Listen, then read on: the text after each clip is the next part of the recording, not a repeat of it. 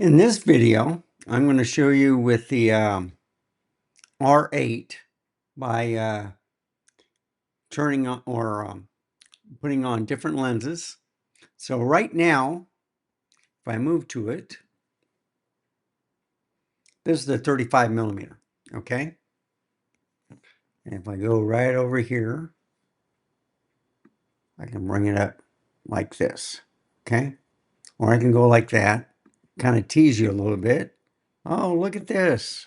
It's almost like a 50 millimeter. So if I compare it to the S5 II, I can do the same thing. You know, just like that's a 50 millimeter, okay? This one is a 35 millimeter. So if I bring it back to 0 on the slider,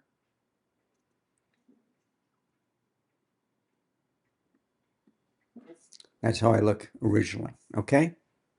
This is just to show you what you can do with this program, Ecamm Live Pro. So I'm going to go back to the, I can go here too, the R6 Smart II, okay? That little boy right there. So this is the bigger brother to the R8. And I have to look to that camera. So what I'm going to do, so this is the 50 millimeter, all right? This is the 35 millimeter. They're both f1.8. Now watch what happens when I turn this camera off and I start adding different lenses. So I'm going to show it to you real quick. Remember, I was talking about the equivalent of an APS-C lens that says it's 16 millimeters, okay? When actually, when you're looking through an APS-C camera, it's 24 millimeters, all right? I'm going to do the same thing with the R8, just to show you the difference of what an APS-C lens will look like at 24 and what with the 16 millimeter lens looks compared to on the full frame. And then I'm going to show you my favorite lens. So I have the 26 millimeter on the Nikon. That's their widest. They got a zoom 14 to 30 and 14 to 24. But on the kind of like the primes, that's the lowest they have. They need to come out with a 14, 15, 16, something. Okay. And it's for vlogging. The 14 to 24 and the 14 to 30 are too big of a lens.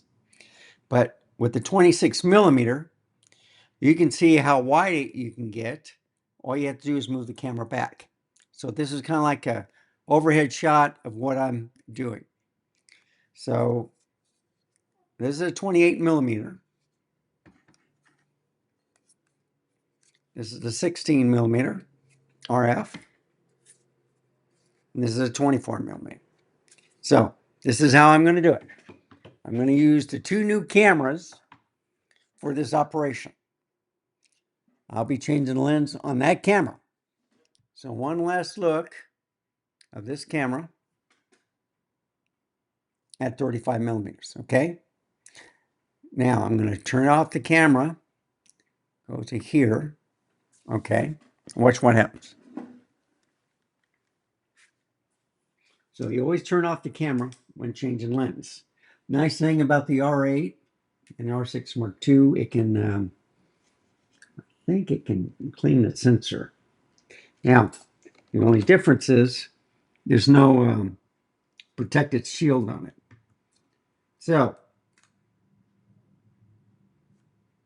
I'm going to put on the 24 millimeter.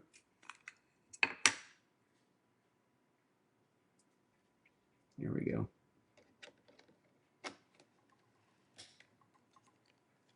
Put that on here. So that this 35 millimeter is done. Ah, there it is, Canon. Put the lens cap on. Turn it on. Now with the R8 and the R6 Mark II, they got the off, lock, and on. Okay. So you saw me turn it on, and I figured this is a better tutorial than the one last night because you can see me changing the lens from the background. Okay. So let's go to number 4. Now, this is 16 millimeters. Okay. And actually, it's smaller than the 35 millimeters. Just watch the video and you can see it. So this, I'm sorry, no, that's 24 millimeters. So it's a little bit smaller than the 35 millimeters. And to compare it to the R6 Mark II, that's 50 millimeter. This right here is a 26 millimeter. And this is a 24. So this is what an APS-C camera will see. And I'm only about 4 feet away from the camera. But when I vlog, okay, let's see, I'm holding it. Yeah, make sure I don't spill my coffee. I'm vlogging like this. Okay. So you see, this was kind of, it's taking the space. If I had a 28, it wouldn't work. 24 is kind of like the bare minimum, but you need it smaller. A lot of them have 18 on the Canon. Okay. But I'm going to put on a lens, which I love. Now, this is a full frame lens I'm going to show you. It's a 16 millimeter. Okay.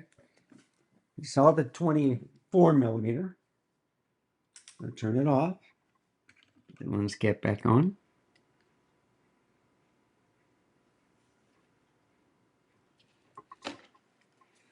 Now, the big difference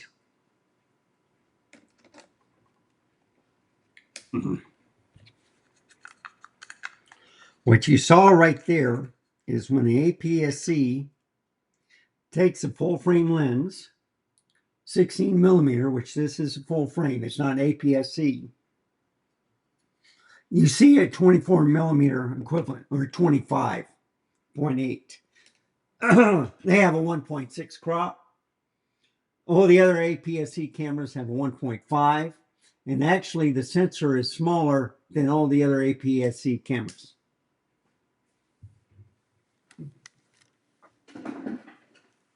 Okay, so now,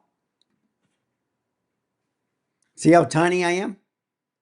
I mean, you notice that, it's tiny, okay? This is a full frame. Look how tiny it is. Now, if I want to vlog, look at this. This is much better vlogging with the 16 millimeter, and I know I'm too close, okay? And I hope I'm not scaring you away getting too close to the camera. But this is how you can see the background. This is perfect. And I'm just showing it on this camera. 35 millimeter is great. It's f1.8. Okay. But I like this 2.8, 28 millimeter the best. I have a rubber hood on it, or lens hood. It has autofocus control, so I can control it. Manual focus, yeah. So the camera control it, or it automatically does it, and that's the only thing. It's not stabilized. So there's your control ring also. If you want to put it on here for like aperture or something like that. And then of course it can be used for manual focus too. But I'm going to put it on autofocus. And I'm going to change this lens. And just to show you, and you see how sharp and clear it is? So if I bring it all the way to the front, that's smaller than the 24 millimeter.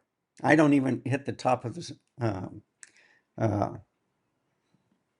the screen. So that's why I like this lens. If you want a wide field of view, the 16 millimeters is the ticket. Okay? And it's a gem. Great sharpness, maybe a little focus breathing, not as much as a 28, but I'll show you why I like this. So let's go back to the Z6 II. And you notice my face was more red. So each lens has a different coating and it gives a little character to each. Now this is an older lens. This came out with the RP and the EOS R. But anyway,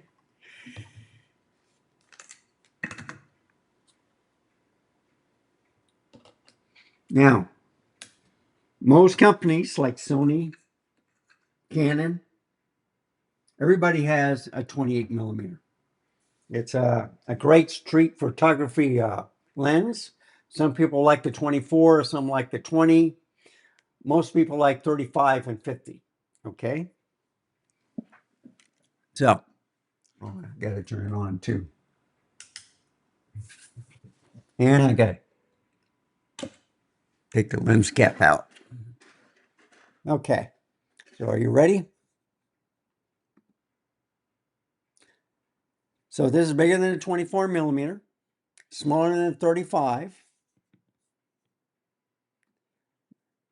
But look at this. Look how sharp it is. Compare this to the 15 millimeter R6 Mark II. Okay. If you notice, I got the same settings and the same LUT, but I look a little bit more fleshy look, whereas over here, more of a magenta look. And I think the only way I can do that is maybe saturation.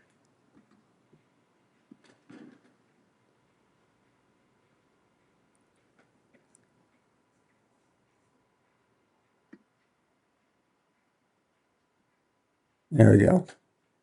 I'm kind of matching.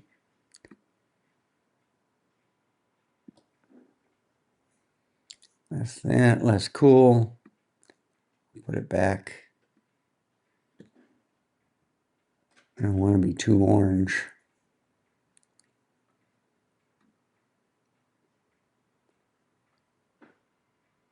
Yeah, something like that.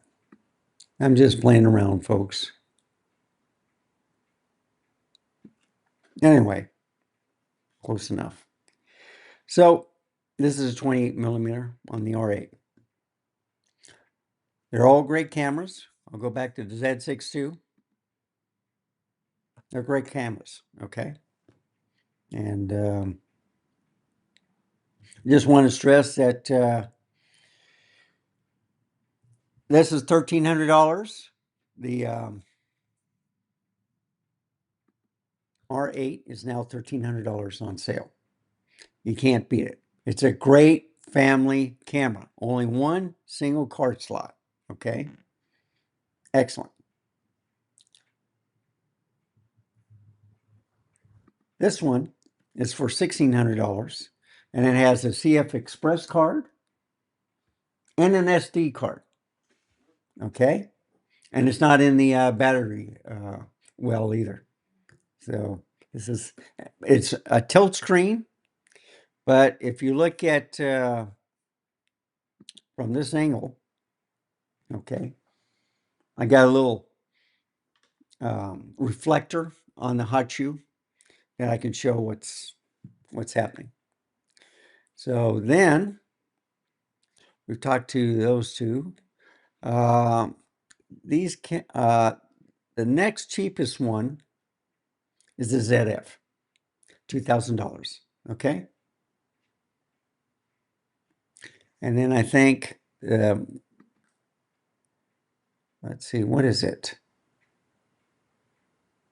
Ah, this bad boy, S5 II, is the same thing. But I think it comes with one free lens and the kit lens. Okay. And then if you add another lens, it's like with tax, $2,800. That's why I took it. I was looking at the um,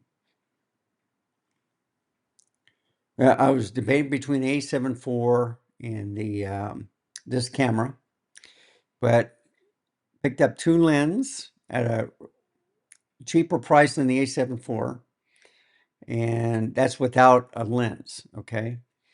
And then I added the 85 millimeter, and you know, it has phase autofocus, great LUT, great camera. Then of course the R6 Mark II.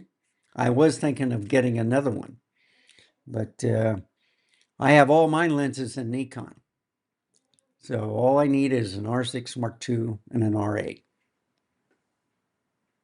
So I just grab a camera and go. The R8 is so light, I love it. I have the ZVE1, the other full frame, and that's probably the lightest. I think it's lighter than the A7C that I own. Those are the two Sony full frame. That's why I didn't go with the A7 IV. I mean, I already got cameras I can take out with me to shoot.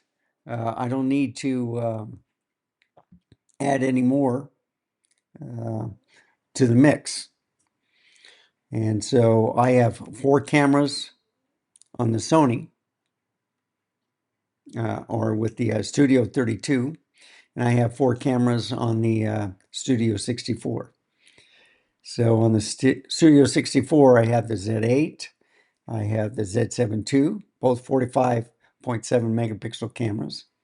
And then I have the Z5, a 24 megapixel camera. And it was the first full frame camera I ever bought. The only other mix is ZFC, APS-C, for the overhead product review table. And then on the Studio 32, I have 4 cameras, 5 actually. So I have the A6100, which was my first mirrorless camera, interchangeable lens. And then I got the ZVE10 in white. The first ZVE10 is in black, but HDMI port failed after the 3rd day. And I said, well, I'll just use it for car vlogging, and you can watch my videos with the new F4 10-20. It's outstanding. And actually it's like 10-19. But anyway, and then I have the A7C and the ZVE1. And the ZVE1 is in white also. Since it overheats, it doesn't have that black rubber texture. And I think what Peter Gregg said was that it kind of absorbs the heat. So yes, it's a little bit slipperier, but the thing is, it's cooler, and it shouldn't overheat like the black version, as quickly, I should say. And then of course I have the Z50 APS-C for the puppet cam. But now I'm going to be doing the 100 to 400 test with all 3 APS-C cameras, the Z50, the ZFC, and the Z30, and see how it handles. And then I got the 1.4 teleconverter and the 2X teleconverter, all on those 3 cameras. So then that'll be the next video. So thank you for watching. Remember, give me a like. Any questions, just write in the comment section below. Thank you for watching. Stay safe. Keep smiling. Until next time, I shall see you then. Goodbye, folks. Have a wonderful day. And I'm hoping I'm looking at the right. I was looking at the wrong camera. So I was talking to the R6 Mark II. This is the S5 II. Oh, and by the way, the R6 Mark II is the most expensive camera I have right now on this setup. The Z7 II is now a great price, I think, at $2,200. Okay, I want to stress that. A 45.7 megapixel camera. Yes, it's a tilt screen, but with a 45.7 megapixel camera, you're not going to do any video logging. You're just going to take pictures and it does great on video. Plus, it has 64 ISO for low. It's great in the daytime. It's not as good as the Z6 II at nighttime. This camera right here. So anyway, thank you for watching, and I shall see you later. Goodbye, folks.